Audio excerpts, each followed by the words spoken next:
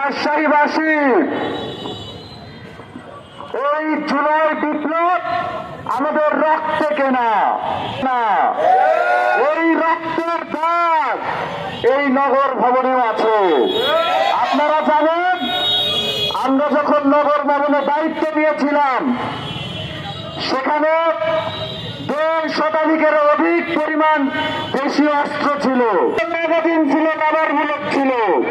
আমার প্রশ্ন, সরকারি একটি ভবনে কি করে বিপুল পরিমাণ আগ্নেয়াস্ত্র এবং দেশীয় সন্ত্রাসীদের ক্যান্টনমেন্ট বানিয়েছিল?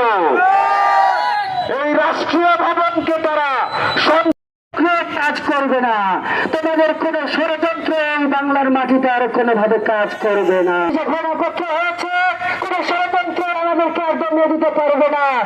রাজশাহী এখন আছে। ধন্যবাদ সবাইকে।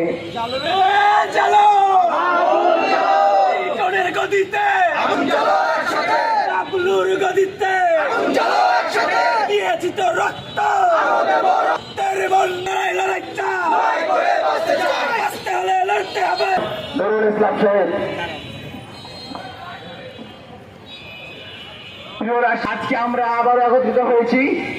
যারা সন্ত্রাসী, যারা জালেম এবং যারা আমাদের শক্তি কি তাদেরকে কখনো কোন জায়গায় ফিরে আসতে দেবে? আমরা তাদের শক্তি, আমরা যে কোনো মুহূর্তে, যে কোনো পরিস্থিতিতে এই ফাঁসিবাদকে আজকে কোন জায়গাতে স্থান দেব না এবং ছাত্র জনতার শক্তি তাদেরকে রুখে দেবে ইনশাআল্লাহ। রক্তের বন্যায় ভেসে যাবে অন্যায়, হই হই রই রই, হই হই রই রই, কইলিক গেলি কই, হই হই রই রই, কুনিয়াতি না গেলি কই। সন্ত্রাসের কালো হাত লিটনের